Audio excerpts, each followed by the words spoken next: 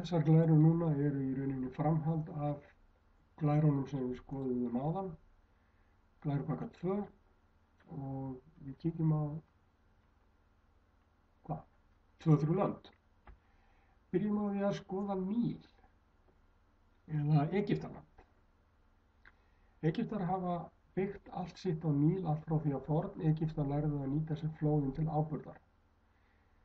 En eins og við sjáum að þá og vitum þá kemur Níl hérna úr Viktoríuvatni og heitir fyrst Bláa Níl og rennur síðan til sjávar í Egyptalandi í botn Miðjarðarhafsins. Og hér á þessu svæði er hluti af, sem sagt er eitt af fyrstu menningarríkjunum sem að risu á jörðinni. Það voru forn Egyptar og til þeirra eigum að þekkja. Við þekkjum til dæmis píramídana sem þeir reistu og Sfinxinn og fleira.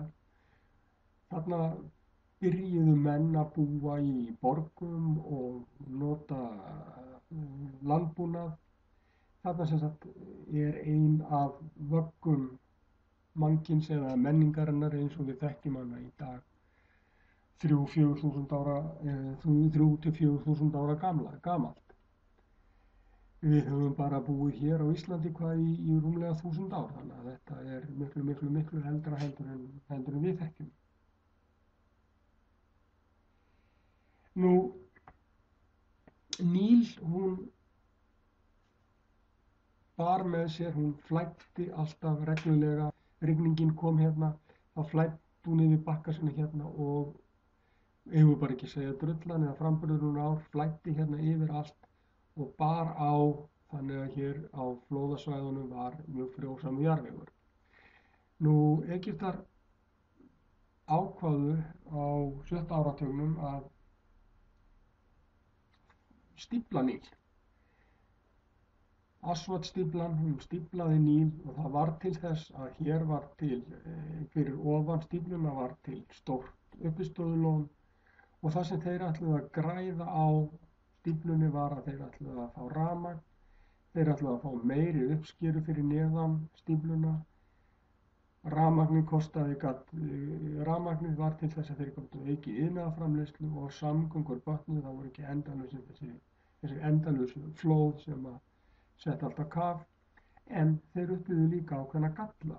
Minni framburður þýddi það að frjósemin minnkaði, þeir þurftu að nota tilbúinn áburð í staðinn. Ósólmarnir hérna þeir minnkuðu og hafið er núna að minnka landið í staði fyrir að framburður úr námi stækkaði það og af því að það kom minna af frjósömum eða næringaríku vatni hér inn í botn Miðjarðarhafs þá urðu fiskveiðar hérna minni í hérna botni Miðjarðarhafsins. Þannig er það með Níl eins og allt annað sem að menn taka sér fyrir hendur og breyta náttúrunni. Það hefur kannski einhverja kosti en það hefur líka einhverja galla. Næsta sem við kíkjum á er Austur-Kongó sem er risastórt land sem Kongófljótið rennur úr. Þetta er land það sem að regnskógur eða hitabeltisskógur þekur eiginlega allt. Hérna er sjálfstæða búskapur ríkjandi en við höfum það hefur ákveðna hérna náttúrulendi, demantar, gull og silfur. Belgar, þeir réðu með harðri hendi yfir belgísku Kongó sem þeir kölluðu svo á nýlendutímanum. Síðan var þetta lýðveldið Kongó og Zaír og núna heitir það Austur-Kongó. Þetta er kannski að velta því fyrir ykkur hvers vegna lönd skipta eins og Kongó, af hverju skiptir það svona oft nafn? Hvað er það sem veldur því? Veltið því fyrir ykkur. Nú, Suður-Afríka er gömul nýlenda Breta. Þar er kannski loftslagið þetta líkast því sem við þekkjum. Það er iðnvætasta landið, það byggir auð sín á námavinnslu, demantum og gulli. Þar eru góðar samgöngur af því að Bretar voru búin að koma hér upp heilmiklu járnbrautarneti og vegakerfi. En það náttúrulega forsenda fyrir hagsæld að hafa góða samgöngur. Það búa vinna hlutfallslega færri við landbúnað en í öðrum Afríkuríkjum og margir af þeim sem búa í kringum Suður-Afríku koma hingað yfir landamærin til að fá vinnu. Það einn svartur blettur á sögu Suður-Afríku og það það sem við getum kallað, það sem kallað aðskilnaðarstefna eða apartheid. En á 20. öld, og við munum eða fólk á minni kynslóð man þá tíma, þá voru svertingjar eða sem sagt blökkumenn, þeir sem ekki voru hvítir getum við sagt, útilokaðir frá vinnu, frá námi.